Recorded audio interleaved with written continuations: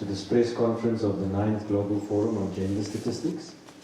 On our panel, we've got the Deputy Minister, Minister Kenny Morlong, and we've got the Statistician General, Mr. Senga Maluleke, and then Ms. Francesca Gram, Assistant Director from UN Statistical Division, and then Ms. Ranjay Reddy, who is the Chief Director of Research and Policy and Management from the Department of Women, Youth and Persons with Disability. Welcome to all the media here.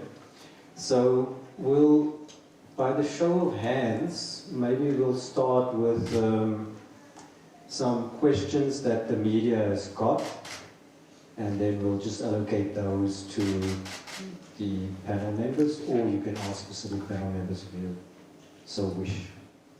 Thank you.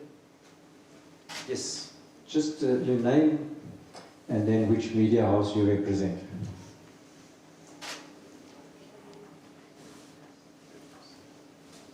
Okay, I think you can hear me though. Yeah? My name is Nalini Mogo and I'm from the SABC's Review News Department. There's a conference mic on the stand, you can just push to talk. Cool. Okay. Nalini Mogo from the SABC News. So my question really is for the Statistician General, and it's around the data collection issues and what barriers you think there are in collecting data. We understood that there's a cost implication to that. What is it that you're doing to overcome those barriers? And if you could just give us an idea of what issues that you come across when collecting that kind of information around care work. Thank you, SG. Let me thank you, Naledi. In relation to budgetary issues, we don't stop our engagements with our colleagues at National Treasury. So every year we have a work program which we sign off, and of course this work program relates to our strategy, our 5-year strategy. And as we do so, we look at projects that can be funded. I need to say that there's a competition and a whole host of projects that we need to fund. For example, look at the issue of the income and expenditure survey that helps us to address matters of poverty. We last did it in 2013, 2014 with a report in 2015. And the time use survey was done was last done in 2010. So in a country that has a scarcity of resources, we do not only prioritize, but we also keep engaging with our colleagues. Having said so, in terms of our readiness as an organization, we have the best statisticians out there. Our country rates amongst the best in the world. So we are much more comfortable with the technical competence of the organization. But what are challenges that we face in relation to matters of gender and in relation to matters of children, for example? And I'll start with children. It's because one, children, particularly the girl child, do not speak for themselves. Because they are young, you have to have a person in the family responding. And one of the biggest challenges, especially with health-related or health limitations that can go as far as disability, it is very difficult for developing nations like ours to have facilities that pick up limitations like disability for most of the children, especially children that are born at home and born even in facilities where they don't have enough or adequate tools to diagnose issues of disability. Then you come to the issue of women particularly. It's because there are times when, for those that are younger than 15, you have to have a proxy responding for them. And sometimes the head of the household is male. So when you are out there in the field, when we deal with issues, particularly in your health and demographic survey, we always insist on speaking to the respondents if they are older than 15 years. But you can see the limitations they face, because then they have to respond to these questions. And in some cases where there's some irregularities in the family or in the household, whether it's gender-based violence or otherwise, the perpetrator is there, and you can see the discomfort in as much as we try to separate them and want to talk to them on their own. You can see the discomfort in their faces. We still ask the questions, and we do get reliable information on that.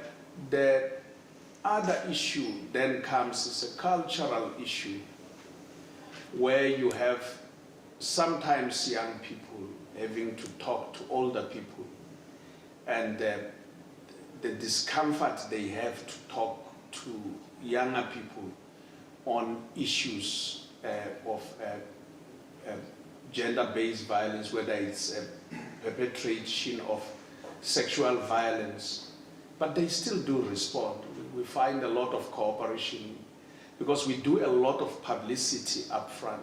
We do talk to gatekeepers in the form of people at the civic structures in the neighborhood. We talk to the police, who sometimes accompany us on when we go to the farming communities.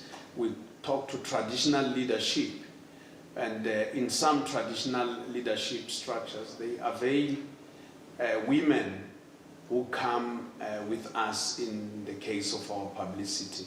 So with publicity, we do overcome that, but it's still sometimes a sensitive matter to talk about on some of the subjects. Thanks. Thank you. We just want to welcome the online media, and Tracy will just field those for us. Yes, ma'am. My name is also Naledi, also from the SABC. I wanted to find out whether you've been able to quantify just how much money is lost, as a result of unpaid work. One of the speakers mentioned that, the GDP can increase by about 27%, if unpaid work is calculated. Is this in South Africa only or globally? And just to talk about, what is that we can do? Is this affecting mostly women? Are they the biggest casualties as a result of this? What is that is being done to prevent this matter going forward? Thank you very much. Francisca? You want me to take it? Okay. Yeah. Thank you so much. So this is a very important question, and it looks like you were with us in the previous session, so thanks for joining us in the main meeting. So if we talk about valuing unpaid care work, indeed the estimates that are available at the global level point to a value, monetary value of all unpaid care services. So here we are talking about taking care of children, taking care of older persons in your family, as well as domestic chores, cleaning, cooking, fetching water, etc. So the value of this important work that is unpaid and mainly on the shoulders of women can approximate between 20 and 40% of GDP. Of course, there are not all countries are producing these statistics, so not all countries are valuing unpaid care work, but what I just said is based on the information we have for around 40 countries. Our role is to make sure that we produce statistics on unpaid care work, so we want to have the time spent. That's the step number one, and we do that by supporting countries' efforts in producing timely statistics. But then we also want to go to the next step. It's really recognizing and valuing this important unpaid care work and making sure that countries have also the monetary value that can be disseminated, communicated next to GDP, for example. That would be one of our goals. Promoting measures of unpaid household service work as a complementary to GDP. Thank you. Thank you, Francesca. Yes, go for it, Helena. But another question was in terms of measures to prevent this matter going forward.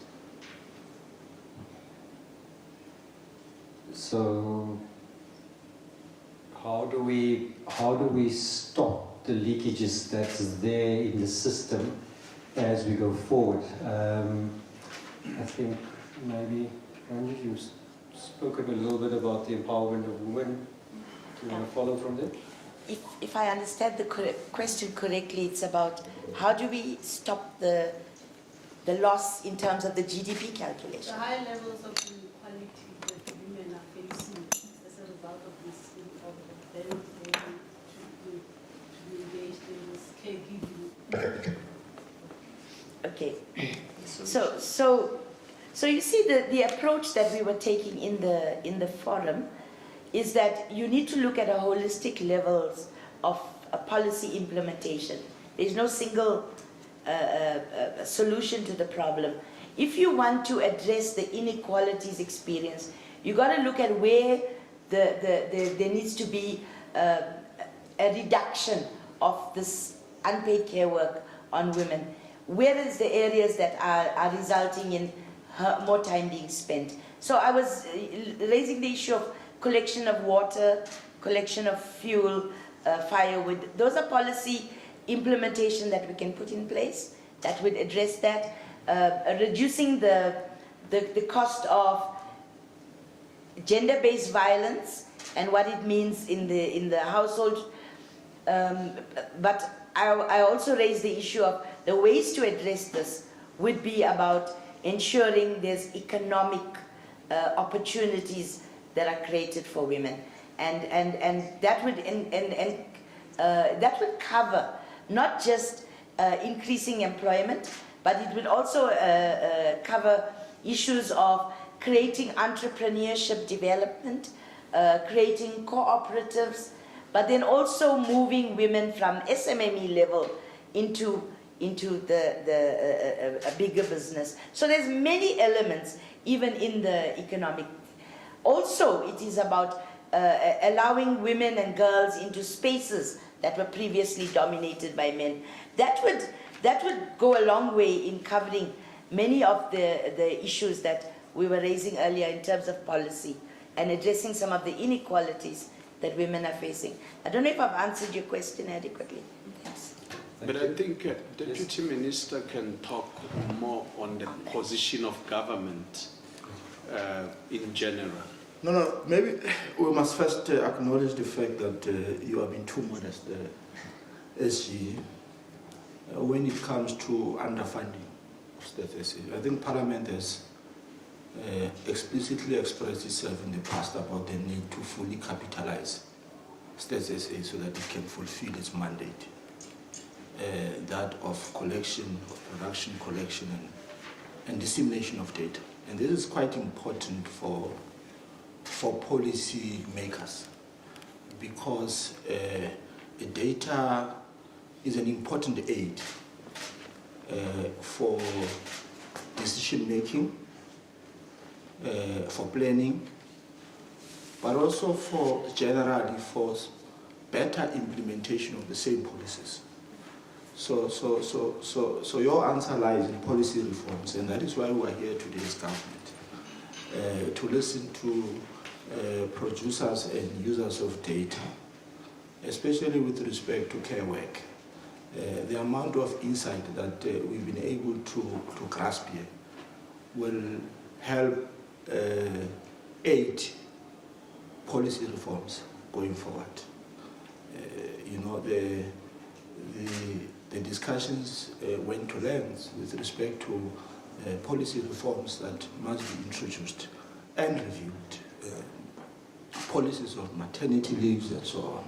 So I think this was an important exercise for government to really interface with the work that is undertaken by statisticians, and it will go a long way in helping us plan better and you know, ensure that we properly implement our policies. Thanks, DM. Nali? Okay, I think some of what I wanted to ask was answered, but maybe just a follow-up question on what's been said would be, what are the low-hanging fruits in terms of the current policy that exists that can be used towards alleviating some of these problems, because these are not new problems. And I think Ms. Reedy had already said that she was working closely with the Labour Department, planning and monitoring evaluation as well. So surely there are already policies that can be leveraged or expanded on that already exist. And I wanted her to maybe explain what policies that she thinks could be effective in the next 2 years in the shortest term. Okay, thanks. Ranjit? Actually, the issue I raised with Labour was more on the provision of creches. I don't think that's a low-hanging fruit. It's got a lot of monetary implications. The low-hanging fruit would be addressing the inequalities that women are facing in terms of access to water. I think those are low-hanging fruit. That can easily be done. Energy sources, poverty alleviation programs, early childhood development, strengthening early childhood development, and access to that. Those are some of the low-hanging fruit. Many women live alone, so we need to look at the issue of, and many women are accessing basic grants. The basic grant may not be enough in terms of monetary value, but given the fiscal constraints, but it has shown success in terms of lifting women out of lower levels of poverty. Those are low-hanging fruit that we need to build on, that can change the reality of some women on the ground who desperately need this help. And then you could look at policies that are longer term, that can be implemented over a longer term, that would make a change in the lives of women. The urgent need is to address the urgent needs of women, which is poverty alleviation, basic income, improving their living standards. I think that would make a big difference to reducing the burden of care. Education, ECD plays a big role, because once you start putting children into school and then through the school system, it allows women a little bit more freer time to be able to do something else and then to seek economic opportunities. The other very low-hanging fruit, in my opinion, is mainstreaming the issues of gender across government's economic recovery and reconstruction plan. It's not done to the sufficient extent that we would like to see. I think if that happens, we would make great inroads. Yeah, thanks. Thanks. Any questions online? If not, we're just going to do a round of final closing remarks. I'll start with Francesca. Thank you. Maybe just quickly building on what Ranjit just mentioned and the importance of investing on early child development, because by taking this action and offering affordable or subsidized childcare, I think we can win on 3 fronts. On one hand, it's true that we free some time on women, so we reduce the burden on daycare work. Second, usually the positions, the children in those centers are women, so we are also creating jobs for women. And third, we are investing on children and future labor force and leaders in the country, so it's really a win-win-win situation. Thank you. Thank you. Ranjit? Yeah, thank you. I would like to just touch on an issue I think that didn't come out strongly enough as yet in the forum, and that's the issue of addressing patriarchy, negative social norms, and stereotype thinking. that's not a low-hanging fruit, it's the hardest thing to do. You really need to change the mindset about how people view the gendered roles, you know, the role of women, what they think is the role of women. And if we can do some mind shift change, you'll find that automatically you are able to get certain things going in certain directions. It doesn't only mean men in the communities, it also means policymakers. Change the mindset. Thank you. SG? I want to take from where Ranji leaves in my closing remarks. We sometimes think patriarchy just walks physically in the street. And one of the things that we see in numbers, and these are public numbers that we have made available as Statistics South Africa, is that children that live with their mothers alone in our country are 44.3%. And children that live with their fathers alone are 3.9%. Those who live with both parents are about 33.8%. And those who live with other relatives are 18.8%. And you can see that the burden is more on mothers. And then when you go to registered, recorded live births that we have released, about 60% of the children do not have information on their fathers. And that is a long-term implication. In the case the father passes on while the children are young, in terms of benefits, then you have to have mothers running around justifying or explaining that even this child is a child to this father. Now, furthermore, when you look at the issues of employment, unemployment affects women the most. Now, the girl child, for example, when you look at the girl child, in our recorded live births again, we are saying that 4 children aged 11 years went to Home Affairs to register their children, and they went there as mothers. About 58 of those were 12 years. They went to Home Affairs. About 416 were 13 years. 2,272 were 14 years. These are children. Then later when you look at these children when they are women in their own right and the social challenges they will face, then comes the issue of pay. And when you use the average, the mean, you will get it wrong.